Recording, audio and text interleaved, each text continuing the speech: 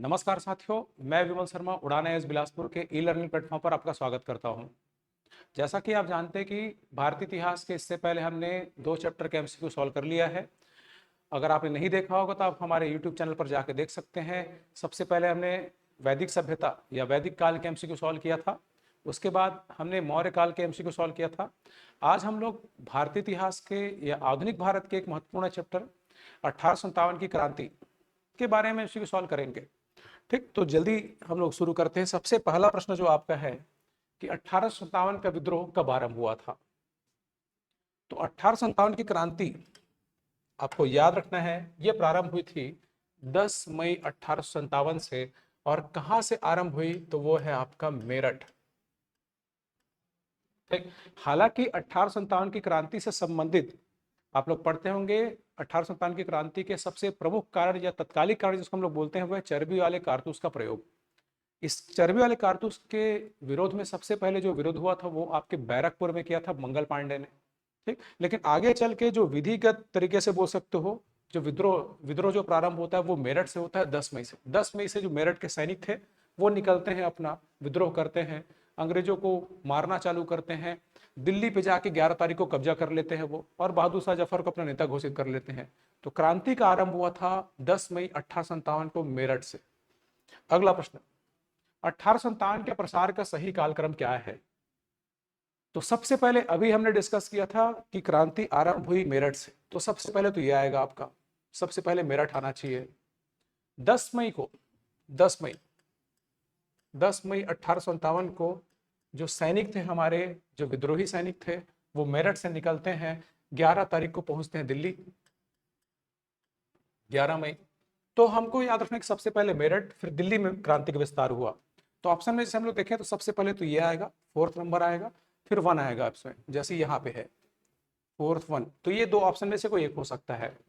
फिर आपको याद रखना है मेरठ के बाद दिल्ली, दिल्ली के बाद जो क्रांति पहुंची थी, जो विद्रोह आरंभ हुआ था वो था लखनऊ में। लखनऊ में 4 जून के आसपास, 4 जून के हुआ था। फिर हुआ था कानपुर में 5 जून, 5 जून। तो याद रखना है मेरठ फिर दिल्ली फिर लखनऊ फिर कानपुर। मेरठ फिर दिल्ली फिर हमारा आएगा लखनऊ, ये आंसर डी ऑप्शन आएगा हमारा। फिर कानपुर में विद्रोह हुआ और झांसी में काफी बाद में हुआ था। ठीक, तो ये विद्रोह का क्रम था, याद रखिएगा। शुरू के कम से कम 2-3 को आप जानिए। सबसे प्रारंभ हुआ था मेरठ में 10 मई को, 11 मई को विद्रोह हमारी दिल्ली पहुंचती है, 4 जून को लखनऊ में विद्रोह हुआ, 5 जून को कानपुर में विद्रोह हुआ था। अगला प्रश्न, वीरांगना महारानी लक्ष्मीबाई की जन्मस्थली क्या है। तो हम लोग जानते हैं कि 1857 की क्रांति में झांसी की तरफ से जो नेतृत्व कर रही थी वो थी झांसी की रानी, एक प्रसिद्ध वीरांगना भारत के इतिहास में, महारानी लक्ष्मीबाई। तो हम लोग बात कर रहे हैं इनका जन्म स्थली क्या है। इनकी जन्मभूमि याद रखिएगा वाराणसी है। भले ये रानी झांसी की थी लेकिन इनका जन्म हुआ था वाराणसी में। तो ये भी पॉइंट आप याद रख सकते हो। ठीक, अगला क्वेश्चन, नाना साहब का वास्तविक नाम क्या था। तो नाना साहब 1857 की क्रांति के नेतृत्वकर्ताओं में से एक बड़ा नाम नाना साहब। ठीक, नाना साहब कौन थे। तो ये मराठाओं के अधीन हम लोग जो पढ़ते हैं पेशवा शासन, तो पेशवाओं में जो अंतिम पेशवा हुआ करते थे बाजीराव द्वितीय, उनके कोई पुत्र नहीं थे। तो बाजीराव द्वितीय जिन्हें अंतिम पेशवा कहा जाता है, उन्होंने अपना गोद लिया था, मतलब उनके दत्तक पुत्र थे नाना साहेब। ठीक, इनका वास्तविक नाम था या मूल नाम था धोंधो पंत, याद रखिएगा धोंधो पंत इनका नाम हुआ करता था। और इन्होंने कहां से नेतृत्व किया। तो 1857 की क्रांति का नेतृत्व नाना साहब ने किया था कानपुर से, कानपुर से। तो बाजीराव द्वितीय जो अंतिम पेशवा हुआ करते थे, उनके दत्तक पुत्र थे नाना साहब। अंग्रेजों ने इनको पेशवा मानने से मना कर दिया था, और इनको जो 8 लाख रुपए जो पेंशन प्राप्त होता था पेशवा को, वो देने से भी मना कर दिया था, जिसके चलते नाना साहब ने अंग्रेजों से विद्रोह किया और कानपुर से विद्रोह का नेतृत्व किया। अगला प्रश्न, मंगल पांडे किस रेजिमेंट के सिपाही थे। तो 1857 की क्रांति की सबसे पहली घटना थी चर्बी वाले कारतूस के विरोध की, वो थी बैरकपुर।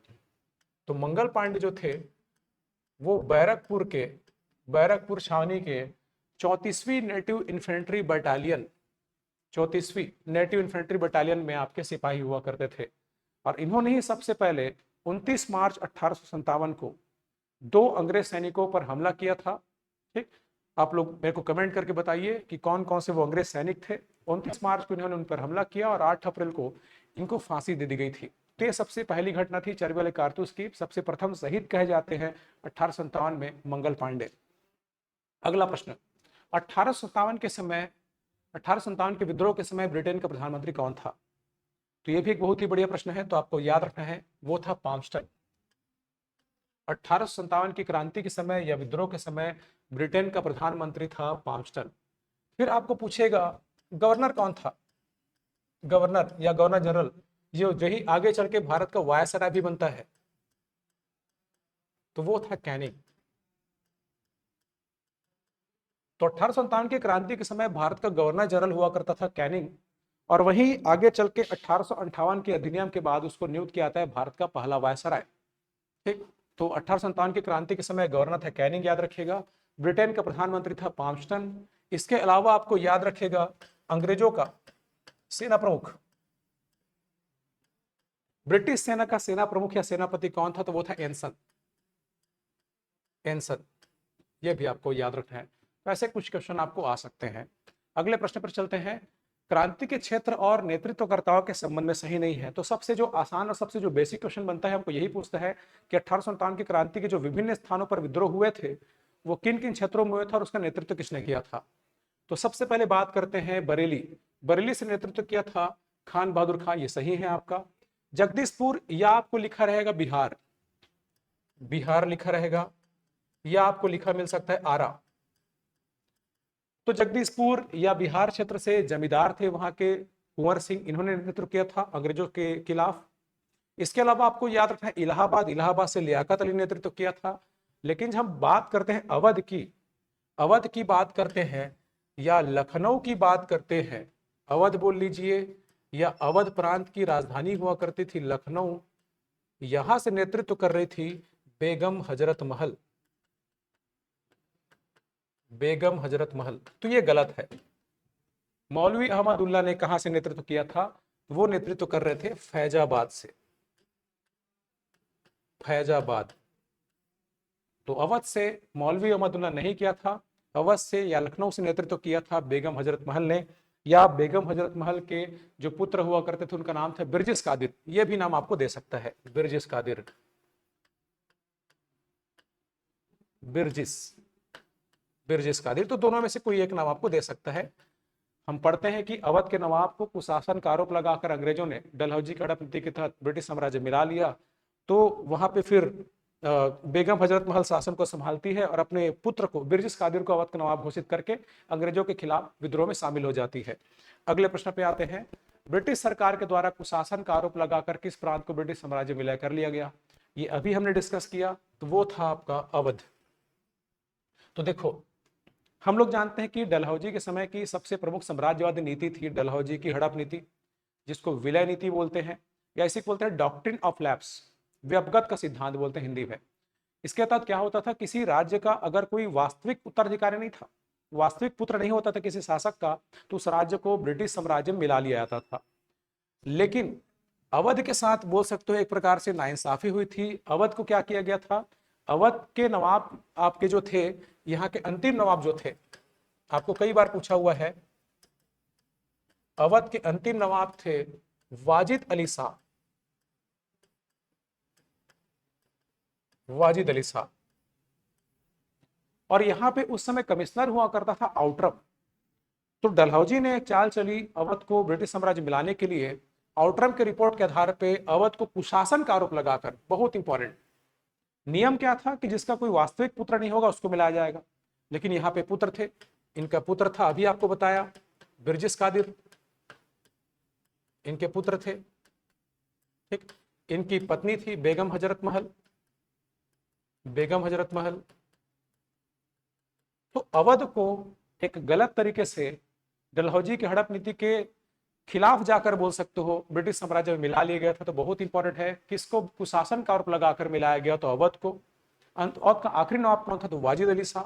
और इसी कारण से फिर वाजिद अली शाह के जाने के बाद बोल सकते हो जब उनको गिरफ्तार कर लिया गया, तो वहां से नेतृत्व किया था बेगम हजरत महल ने। इन्होंने अपने पुत्र बिरजिस कादिर को अवध का नवाब घोषित कर लिया और 1857 की क्रांति में शामिल हो गई थी। तो ये पॉइंट हमको जानना है। तो किसके रिपोर्ट के आधार पर कुशासन का आरोप लगाया गया? तो वो था आउटरम, ये भी याद रखिएगा। आउटरम आउटरम रिपोर्ट के आधार पर अवध का कुशासन का आरोप लगाकर ब्रिटिश साम्राज्य में मिला लिया गया था अवध को। अगले प्रश्न पे आते हैं। भारतीय क्रांतिकारियों में यहाँ सोई हुई औरत अकेली मर्द है, ये कथन किसका है? तो ये घटना कब की है? ये घटना है जून 1858 की। हम लोग जानते हैं कि प्रसिद्ध वीरांगना, हमारी महान वीरांगना झांसी की रानी लक्ष्मीबाई, ये जून 1858 में रानी लक्ष्मीबाई का युद्ध होता है ग्वालियर किले में। इनका युद्ध होता है ब्रिटिश सैनिक अधिकारी ह्यूरोज से और इस युद्ध में रानी लक्ष्मीबाई शहीद हो जाती है।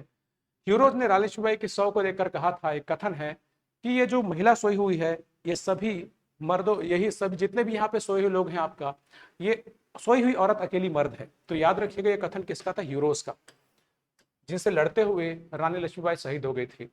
तो याद रखिएगा। अगला प्रश्न, कौन सा क्षेत्र 1857 की क्रांति से प्रभावित नहीं था? तो जब हम लोग 1857 की क्रांति की असफलताओं की बात करते हैं कि ये असफल क्यों हुआ, तो इसका एक प्रमुख कारण है कि बहुत सारे क्षेत्र इसमें शामिल नहीं हुए थे। बहुत सारे क्षेत्र इससे अपने आप को अलग रखे थे। तो जगदीशपुर, हमने देखा जगदीशपुर से नेतृत्व कर रहे थे कुंवर सिंह, लखनऊ से बेगम हजरत महल, फैजाबाद से मौलवी अहमदुल्ला नेतृत्व कर रहे थे। राजपूताना जो क्षेत्र थे, पंजाब जो क्षेत्र थे, हमारे जो उत्तर पश्चिम सीमा प्रांत थे, यहाँ पे क्रांति का प्रभाव नहीं था। तो याद रखिएगा चित्तौड़ जैसे जो राजपूताना क्षेत्र है, यहाँ पे क्रांति में शामिल नहीं थे। किस समकालीन ब्रिटिश सांसद ने 1857 के विद्रोह को राष्ट्रीय विद्रोह की संज्ञा दी थी? तो ये भी एक बहुत ही बेहतरीन क्वेश्चन है आपका। हमेशा हमको ज्यादातर जो क्वेश्चन बनता है वो 1857 की क्रांति के स्वरूप से बनता है। किसी ने इसको राष्ट्रीय विद्रोह माना, किसी ने मात्र इसको सैनिक विद्रोह माना। तो अलग अलग इतिहासकारों ने, अलग अलग विद्वानों ने अलग अलग टिप्पणी की है इस क्रांति के बारे में। तो कौन सा ऐसा अंग्रेज था जिसने इसको राष्ट्रीय विद्रोह माना है? तो राष्ट्रीय विद्रोह मानने वाला था बेंजामिन डिज़रायली। ये कौन था? तो ये था 1857 की क्रांति के समय इंग्लैंड में विपक्ष का नेता था। अब सीधी सी बात है, विपक्ष नेता है तो सरकार की आलोचना करना इसका काम होता है। तो इसने बोला था कि जो 1857 का विद्रोह है ये राष्ट्रीय विद्रोह है, सरकार से पीड़ित हैं, जो शोषित हैं, जो आक्रोश है जनता में, भारतीय जनता, इसके चलते ही ये विद्रोह हुआ था आपका। तो याद रखिएगा डिज़रायली इंग्लैंड में उस समय विपक्ष नेता था, इसने 1857 की क्रांति को राष्ट्रीय विद्रोह कहा था। अगला प्रश्न, वह भारतीय इतिहासकार जिसने 1857 की क्रांति के विप्लव को या विद्रोह को राष्ट्रीय स्वतंत्रता संग्राम नहीं माना है, तो कौन थे वो? तो यहाँ पे आपको बहुत इंपॉर्टेंट पॉइंट याद रखिएगा, आरसी मजूमदार। ये कई बार अलग अलग तरीके से पूछा हुआ है। तो भारत सरकार ने आजादी के बाद जब हमारा देश आजाद हुआ तो भारतीय सरकार ने पहले तो आरसी मजूमदार को चुना था। आप 1857 की क्रांति का इतिहास लिखिए। आरसी मजूमदार ने क्या कहा था, आगे हम लोग एक क्वेश्चन में डिस्कस करेंगे। इन्होंने इसको राष्ट्रीय विद्रोह मानने से इनकार कर दिया था। इसके चलते कई बार इनकी आलोचना भी हुई थी। ठीक, तो याद रखिएगा इन्होंने इसको राष्ट्रीय स्वाधीनता संग्राम या आजादी के लिए लड़ा गया युद्ध नहीं माना था। ठीक, आगे बात करेंगे। अगला प्रश्न है हमारा, निम्न में से कौन सी पुस्तक 1857 के विद्रोह का सरकारी इतिहास है?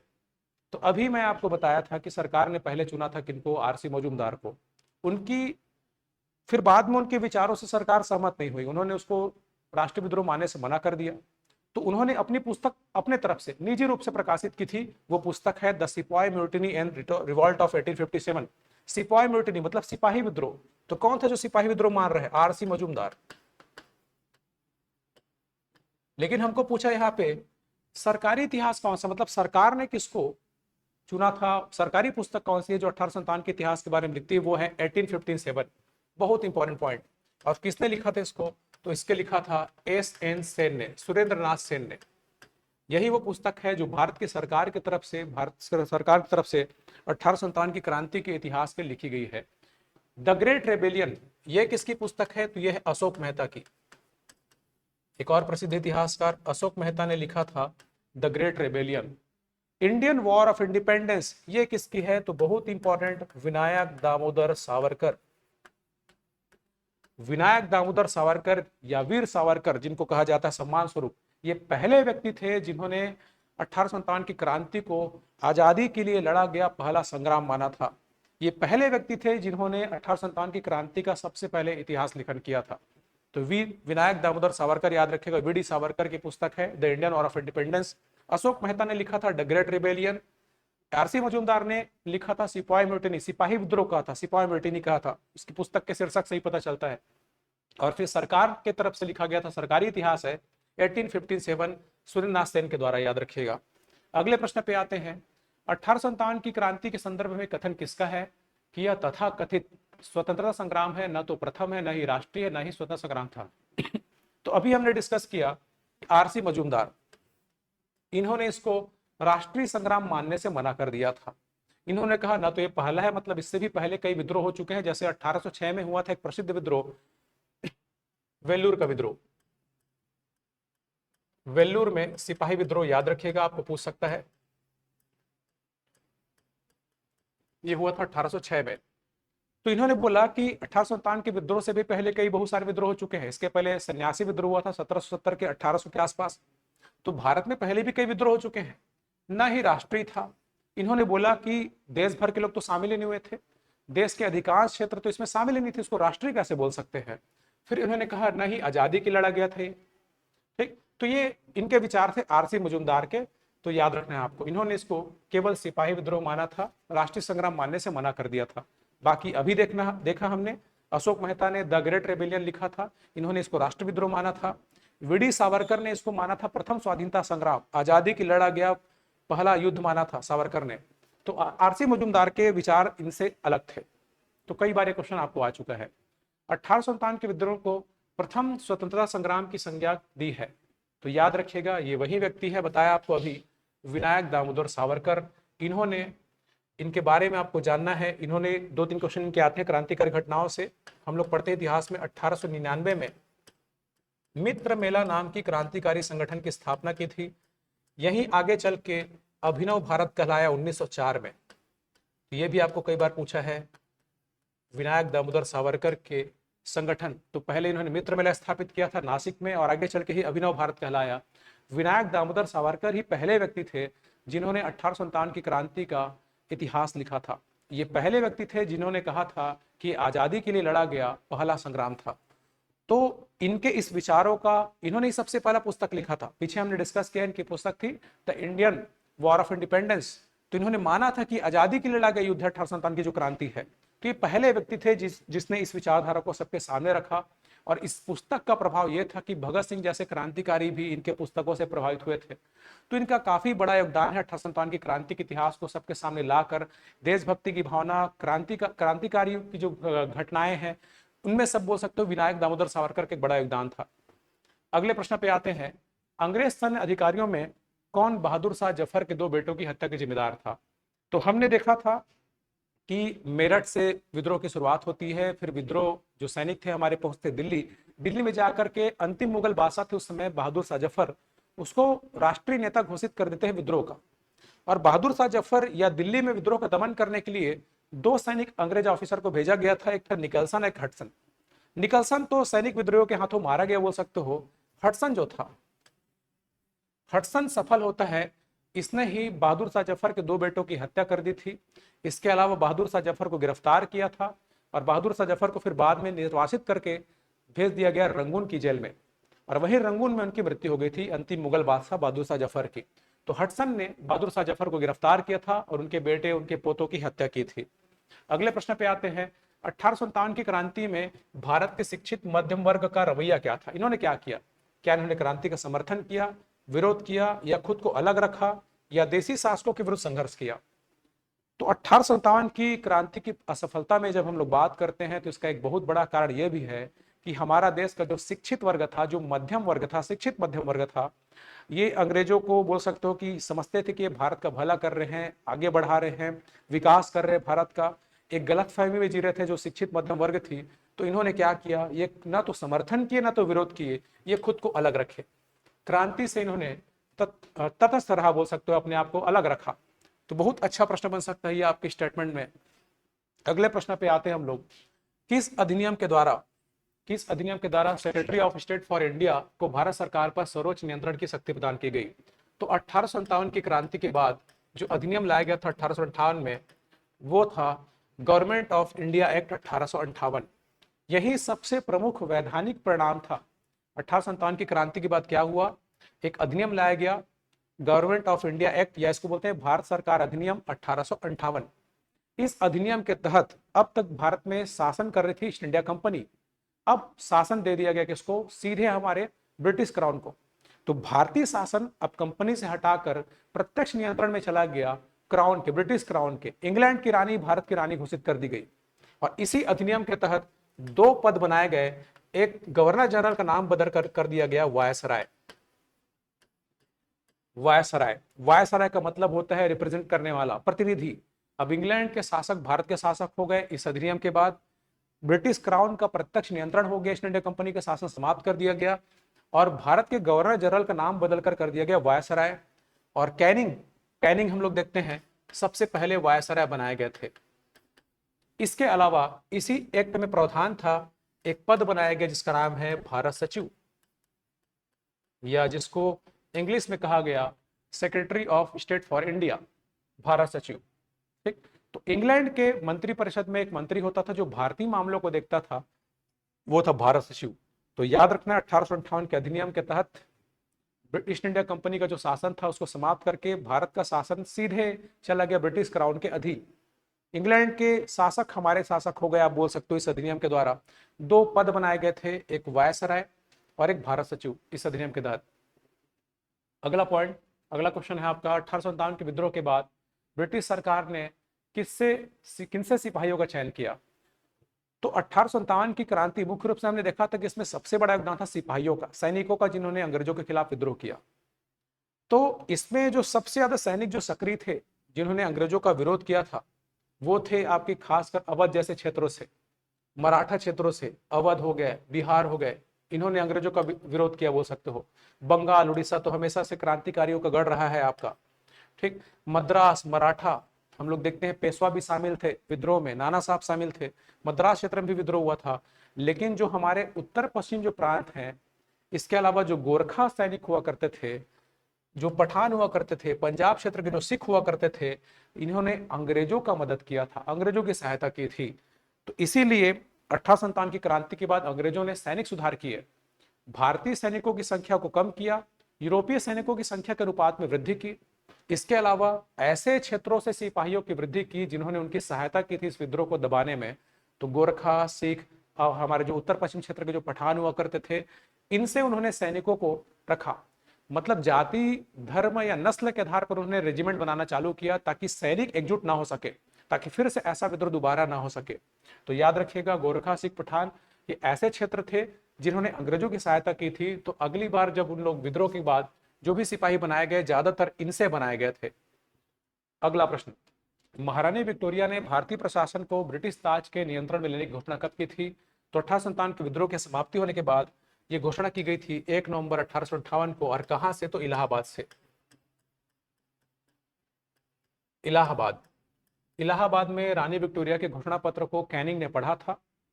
यही था, ईस्ट इंडिया कंपनी के शासन समाप्त करके ब्रिटिश क्राउन के अधीन आ गई हमारी भारतीय शासन, जो बोल सकते हो। तो याद रखिए, इलाहाबाद से इसको पढ़ा गया था, रानी विक्टोरिया घोषणा पत्र को। अगले प्रश्न पे आते हैं, विभिन्न अंग्रेजों द्वारा 1857 के विद्रोह के स्वरूप के संदर्भ में कौन सा गलत है। तो 1857 की क्रांति के संदर्भ में बहुत सारे इतिहासकार हैं जो अंग्रेज हैं, उन्होंने अलग अलग कथन दिया है। जैसे रीज ने कहा था कि 1857 का जो विद्रोह है वो ईसाई धर्म के खिलाफ विद्रोह है, तो ये भी ठीक है। टी.आर. होम्स ने किया था कि ये सभ्यता और बर्बरता के बीच का एक संघर्ष है। मतलब खुद को इन्होंने अंग्रेजों को कहा कि हम सभ्य हैं और जो भारतीय वो असभ्य है, बर्बर है, तो ये भी कथन सही है। बेंजामिन डिज़रायली ने हिंदू मुसलमान नहीं कहा था, ये कथन आपका गलत है। ठीक, याद रखिएगा, हमने पीछे ही देखा, बेंजामिन डिज़रायली ने तो ये विपक्ष के नेता थे, इन्होंने राष्ट्रीय विद्रोह माना था। इन्होंने कहा था कि ये 1857 का जो विद्रोह है ये राष्ट्रीय विद्रोह है, राष्ट्रीय विद्रोह है। ठीक, याद रखिएगा। हिंदू मुस्लिम षड्यंत्र किसने कहा था, ये कहा था टेलर और आउटरम ने, टेलर और आउटरम। आउटरम ने कहा था कि ये 1857 का जो विद्रोह है ये मुसलमानों का या हिंदू मुस्लिम षड्यंत्र बोल दिया था इसको। तो विचारों को, स्वरूपों को आपको याद रखना है। ये सबसे आखिरी प्रश्न है आपका, 1857 के विद्रोह के अंतर्गत सती चौरा घाट नरसंहार किस स्थल पे हुआ था? तो ये बहुत ही इंपॉर्टेंट क्वेश्चन आपका बन सकता है कि सती चौरा एक बोल सकते हो बड़ी घटना थी 1857 की क्रांति के संबंध में। इसके बारे में आप लोग गूगल में सर्च कीजिए और मेरे को कमेंट करके बताइएगा कि ये घटना कहाँ पे हुई थी। ठीक, तो ये थे कुछ इंपॉर्टेंट प्रश्न। तो 1857 की क्रांति में आपको मुख्य रूप से पढ़ना होता है कि कहाँ कहाँ पे विद्रोह हुआ, किसने किसने उसका नेतृत्व किया, इसके स्वरूप के बारे में कौन कौन से इतिहासकारों ने, कौन कौन से व्यक्तियों ने क्या क्या टिप्पणी किया है उसको याद रखिएगा। इस संबंध में जो 1857 की क्रांति के जो इतिहास है, कौन कौन से प्रसिद्ध पुस्तकें हैं उनको जानिएगा। तो यही से ज्यादातर आपके प्रश्न बनते हैं। तो ये था हमारा आज का सेशन जो है। तो मिलते हैं फिर आपसे अगली वीडियो पे किसी दूसरे टॉपिक के साथ। तब तक के लिए धन्यवाद।